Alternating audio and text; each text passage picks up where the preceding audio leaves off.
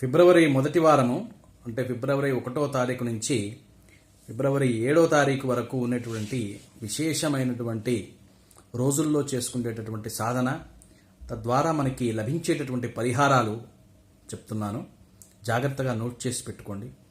కష్టంలో ఉన్న వాళ్ళందరికీ షేర్ చేయండి. అదే పెద్ద పుణ్యం అండి. కష్టంలో ఉన్నవాడికి ఒక ఉపాయం చెప్పటము, ఒక ఆధ్యాత్మికంగా ఇది చేసుకుంటే నీకు సెట్ అవుతుంది అని చెప్పటము, ఇవన్నీ కూడా విశేషమైనటువంటి పుణ్యాన్ని ప్రసాదిస్తాయి. ఫిబ్రవరి 1వ తారీఖున మాఘ పూర్ణిమ. ఎంత విశేషం కదా.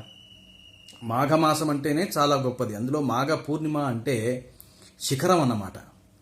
లక్ష్మీనారాయణుని, గౌరీశంకరుని తప్పనిసరిగా మనం ప్రార్థన చేసుకునేటటువంటి రోజు. జనరల్గా మాఘ పూర్ణిమ అంటే శివాభిషేకం చేసుకోవచ్చు. ఆ రోజు సత్యనారాయణ స్వామి వ్రతం కూడా చేసుకుంటారు. అతి త్వరలో ఇంట్లో శుభకార్యం జరగాలి, బిడ్డ పుట్టాలి, లేదా కళ్యాణం జరగాలి, ఒక మంచి మార్పు రావాలి జీవితంలో అనుకునేటటువంటి వాళ్ళంతా కూడా సత్యనారాయణ స్వామి వ్రతం చేసుకుంటారు. రత్నగిరి, భద్రగిరి వీళ్ళిద్దరూ కూడా మేరు పర్వతం యొక్క కుమారులు.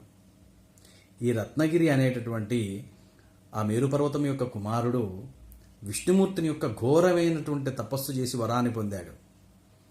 స్వామి, నీవు నా పైన కొలువు ఉండాలి, నీ భక్తికి మెచ్చాను రా, ఇల్లు ఉంటా.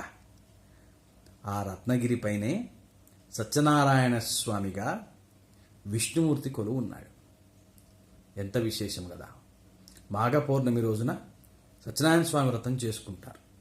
చేసుకోలేమండి అనేటటువంటి వాళ్ళు ఓం శ్రీ సత్యనారాయణ స్వామినే నమః అనేటటువంటి మంత్రాన్ని 108 సార్లు జపం చేయొచ్చు. లేదా సత్యనారాయణ స్వామి యొక్క అష్టోత్తర శతనామావళి ఉంటుంది, అది పూలతోటి ఆ అర్చన చేసుకొని వాటిని స్వీకరించవచ్చు. ఈ విధంగా చేయండి. ఆ తర్వాత ఫిబ్రవరి 2వ తారీఖు సోమవారంతో వస్తున్నటువంటి ఆశ్లేష నక్షత్రము చాలా విశేషం. సంతానం కోసం ప్రయత్నం చేసేటటువంటి వారు ఆశ్లేష నక్షత్రం ఆదిశేషుని యొక్క జన్మ నక్షత్రము. అట్లాగే ఆ రోజు సోమవారం కూడా జరిగింది. వంశాభివృద్ధినిచ్చేటటువంటి శివుడు. శివపంచాక్షరి స్తోత్రము 9 సార్లు పారాయణ చేసుకోండి. అట్లాగే ఆదిశేషుని యొక్క ప్రీత్యర్థము మీరు దగ్గరలో ఉన్నటువంటి శివాలయంలో ఉండేటటువంటి 2 తలల నాగరాజుకి అభిషేకం చేసుకోండి. ఓపిక, తీరిక, ఆసక్తి ఉన్నవారు విష్ణు సహస్రనామం కూడా చదవండి. ఎందుకంటే ఆదిశేషుడి యొక్క నక్షత్రం కాబట్టి వంశాభివృద్ధికి మంచిది, సంతాన ప్రాప్తికి చాలా మంచిది. ఎప్పటి నుంచో సంతానం కోసం ప్రయత్నం చేస్తున్నవారు తప్పనిసరిగా ఇది చేయండి. అట్లాగే 3వ తారీఖు మంగళవారం మఖా నక్షత్రం సత్యనారాయణ స్వామి యొక్క జన్మ నక్షత్రము. మాఘ పౌర్ణమి నాడు గనక మీరు సత్యనారాయణ స్వామి వ్రతం చేసుకోలేకపోతే ఈ రోజున అంటే 3వ తారీఖున చేసుకోండి. అద్భుతమైనటువంటి శుభకార్యం దగ్గరలో ఇంట్లో ఉంటుంది. ఇక 4వ తారీఖు పుబ్బా నక్షత్రంతో వస్తున్నటువంటి బుధవారము లలితా సహస్రనామాలు చేసుకోవటానికి, లలితా పంచరత్నం చదువుకోవటానికి చాలా అనువైనటువంటిది. అమ్మవారి యొక్క చక్కటి అనుగ్రహం కలుగుతుంది. అదేవిధంగా పుబ్బా నక్షత్రం కాబట్టి వివాహం కోసం ప్రయత్నం చేస్తున్నటువంటి పురుషులు తప్పనిసరిగా లలితాదేవికి సంబంధించినటువంటి పంచరత్నం పారాయణ చేయటం వల్ల దగ్గరలో వివాహాలు అవుతాయి. అదేవిధంగా 5వ తారీఖు చాలా విశేషమండి. సంకటహర చతుర్దశి వస్తున్నది. అది ఈసారి ఉత్తరా నక్షత్రం, కుబేరుడి యొక్క జన్మ నక్షత్రంతో గురువారం నాడు వస్తున్నది. కుబేర అష్టోత్తర శతనామాలు చేసుకోండి. ఆ రోజు సంకటహర గణేష చవితి కాబట్టి గణేష పంచరత్నం 9 సార్లు పారాయణ చేయండి. ఎక్కడెక్కడ ఏవేవి ఏ రకంగా ఆలస్యం అవుతున్నాయో అవన్నీ కూడా సాల్వ్ అవుతాయి. కేవలం విద్యే కాదు, గృహము, వివాహము, సంతానము, ఉద్యోగము, ప్రమోషను, హైక్స్, ఏ రకమైనటువంటి డిలే జీవితంలో ఎక్కడ డిలే ఉన్నా సరే స్వామివారు తీసి అవతల బారేస్తారు. కాస్త బెల్లం అండి, ఇంత గరిక, 4 కుడుములు స్వామివారికి ఉండ్రాళ్ళు సమర్పణ చేయండి, సరిపోతుంది. భగవంతుడు మనస్సు చూస్తాడండి, కైంకర్యాలు చూడడం. ఆ రకమైనటువంటి భక్తిని మనం డెవలప్ చేసుకోవాలి. ఇక 6వ తారీఖు సంపూర్ణంగా అమ్మ స్వరూపం నెలకోసారి వస్తూ ఉంటుందండి.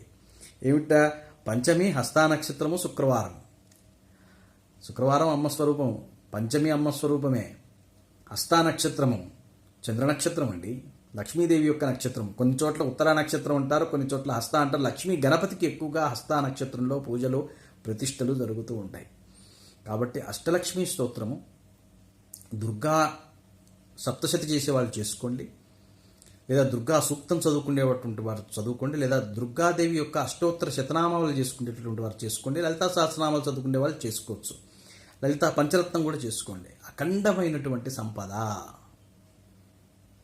అఖండమైనటువంటి ఉన్నతి, సంతానము, ఇది అది అని కాదండి. ఎందుకంటే సంపూర్ణంగా అమ్మస్వరూపమై ఉన్నది 6వ తారీఖు శుక్రవారంతో హస్త నక్షత్రం పంచమి అంటే మళ్ళీ ఎప్పటికి వచ్చానో, ఎన్ని సంవత్సరాలకు వచ్చానో. కాబట్టి ఆ విధంగా విశేషంగా దాన్ని నోట్ చేసి పెట్టుకొని సంపూర్ణంగా అమ్మ సాధన చేయండి. ఇంట్లో శుభకార్యం జరుగుతుంది, పెళ్ళిళ్ళు అయితే, ఉద్యోగాలు వస్తాయి, డబ్బు ఎక్కడైతే ఇరుక్కుపోయినా సరే మన డబ్బు మనకు వెనక్కి వస్తుంది. మనం అప్పుల్లో కూరుకుపోయితే ఆ రోజు తప్పనిసరిగా లక్ష్మీదేవి యొక్క అష్టకం 9 సార్లు పారాయణ చేయండి. అప్పులు తీరటానికి మార్గం సుగమం అవుతుంది. నమ్మకం అండి, నమ్మకం అనేటటువంటి నయనములు కలిగి ఉండాలి. ఆ నమ్మకం అనేటటువంటి నయనంతో దేవత కనపడుతుంది, గుర్తుపెట్టుకోండి. ఆ తర్వాత 7వ తారీఖు షష్ఠి చిత్తా నక్షత్రము, శనివారము.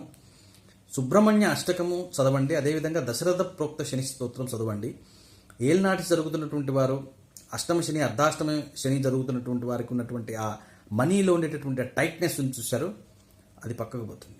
ఎందుకంటే శనివారంతో షష్ఠి వస్తున్నాడు, సుబ్రహ్మణ్యుడు శనివారంతో వస్తున్నాడు. కాబట్టి ఆర్థికపరమైనటువంటి ఇబ్బందుల్ని తగ్గించడానికి సుబ్రహ్మణ్య అష్టకం తప్పనిసరిగా చేసుకోండి, షణ్ముఖ స్తోత్రం చేసుకోండి, అట్లాగే దశరథ ప్రోక్త శని స్తోత్రం చదువుకోండి.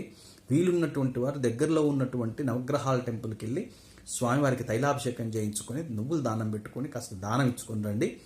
శని యొక్క ఇబ్బందుల నుంచి ఉపశమనాన్ని పొందుతారు. ఈ విధంగా ఈ వారం అంతా చెప్పిన దాని ప్రకారంగా నోట్ చేసుకొని సాధన చేయండి. సాధనతోటి అన్నీ ఫలిస్తాయి. మన సాధన మనమే చేసుకోవాలి. ఈ విధంగా చేయండి.